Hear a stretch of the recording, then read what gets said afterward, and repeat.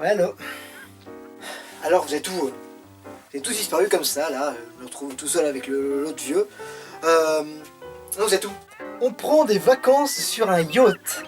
Ça fait 4 mois 4 mois. Attends, un yacht? Avec ton argent, parce que tu sais, en quelque sorte, on a un peu le même visage, la même signature, le même compte. Attends. Quel argent? Mon argent? Mais... quoi? Allô?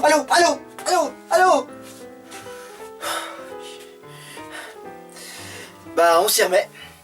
Bienvenue dans les théories du scientifique. Aujourd'hui, nous allons nous attaquer à un des plus grands mythes de la Terre. Le Yéti. En 3 points. Le Yéti, cette grande légende. Qui est-il réellement? Existe-t-il encore? Car oui, le Yéti existe. Ou plutôt, a existé. Ah, le Yéti. Ce mythe irrésolu du fait de sa complexité due aux conditions climatiques à braver. Car qu'on l'appelle Bigfoot aux USA, Yéti en Himalaya, ce pseudo-humanoïde vivant dans ces montagnes que personne n'a jamais vues continue de faire naître des fantasmes. Et surtout, l'absence de preuves tangibles de son existence actuelle rendent le mythe beaucoup plus attrayant et complexe. Mais la question qu'on peut se poser est de savoir quoi, ou plutôt qui était-il? Comme première hypothèse, ce serait un ours bleu du Tibet qui, par une nuit brumeuse dans ces montagnes, se serait mis sur ses 2 pattes arrière pour faire fuir des paysans égarés chinois au 4e siècle avant Jésus-Christ. Cette hypothèse est peut-être la plus tangible, mais ce serait se foutre de votre gueule que de conclure dessus. Ou même ce serait l'homme de Néandertal. Mais nous verrons ça dans un prochain épisode. Mais moi, mon hypothèse favorite est celle du Gigantopithèque. Vous verrez dans un instant comment il est badass. Et si vous n'avez pas étudié les espèces disparues étant jeune, comme moi, au lieu de ça, vous avez vu des amis, des personnes réelles.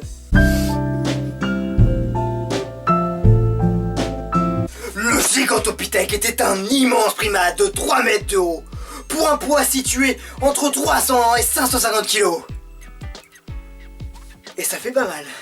Vous le voyez devant vous, vous courez, cours, run, m'en fous, cours pour ta vie.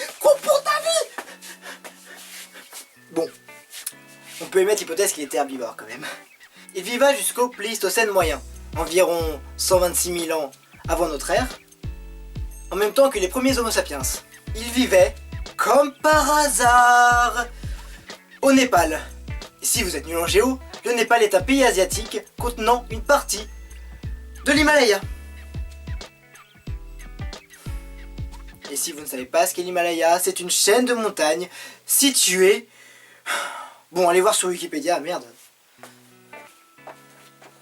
Alors ce grand singe est le parfait Yéti. Et maintenant, si quelqu'un dans la rue, ou quelque part, vous demande si le Yéti existe, vous pourrez lui dire qu'il a existé. Mais je pense que cette autre personne s'en battra juste les couilles. Vous me direz, cette théorie a un défaut. Comment expliquer le Bigfoot? Eh ben, ce serait un Gigantopithèque qui aurait traversé le détroit de Bering, alors congelé à cette époque. Il a dû avoir quand même froid, hein, ça c'est sûr. Pour rejoindre les USA. Et voilà, est allé dans... Voilà, et descendre là. En fait, il a fait comme ça. Ça fait un oméga, c'est joli. Hein. Ouh.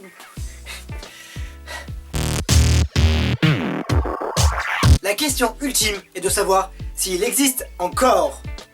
Car c'est bien d'avoir démontré qu'il avait existé. Mais, existe-t-il encore?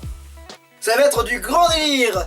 Donc, premièrement, on peut admettre que les Gigantopithèques ont évolué pour résister au froid et en même temps ont une crainte de l'homme pour se cacher et ainsi ne point être découverts. Une autre question est à se poser. On ne voit pas d'individu vivant, mais on ne retrouve non plus aucun cadavre. Ce qui est assez étrange pour une espèce. Mais pour ça c'est très simple, il suffirait qu'ils jettent leurs cadavres dans des crevasses à cause de l'odeur dégagée. Ou même pourquoi pas les enterrer sous terre. Dernier point. Cela voudrait dire qu'il y aurait 2 populations de Yétis dans le monde, à 2 endroits différents, au Népal et aux États-Unis, avec une population de 200 individus que personne n'aurait jamais vu. Pour ce qui est du Bigfoot, je pense qu'il s'est fait décimer par le froid et les ancêtres du grizzly. Pour le cas du Yéti, l'Himalaya est tellement mystérieuse qu'une espèce qui se serait acclimatée au relief et au climat pourrait tout à fait déjouer les humains. Et pour les trop curieux, seuls dans cette montagne, il les ferait juste disparaître de la nature. De même, il y a la théorie des galeries. Une toute petite théorie, totalement impossible, mais quand même intéressante. Elle dit que les Yétis vivraient dans un ensemble gigantesque de galeries dans le sommet d'une montagne infranchissable par l'homme qui se nourrirait uniquement de mousse et autres plantes caverneuses. Et même d'autres disent qu'ils auraient par inadvertance découvert le feu et fondé une énorme cité industrielle dans une montagne. Je rappelle que ce n'est qu'une théorie, mais je pense que des mythes comme celui-ci, ou le monstre du Loch Ness, ne devraient avoir jamais, je dis bien jamais, de réponse avérée, pour laisser libre cours à l'imagination. La prochaine fois, à plus pour de nouvelles théories.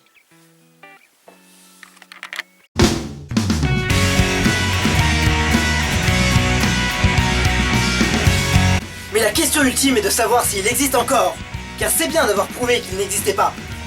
Quand il existe.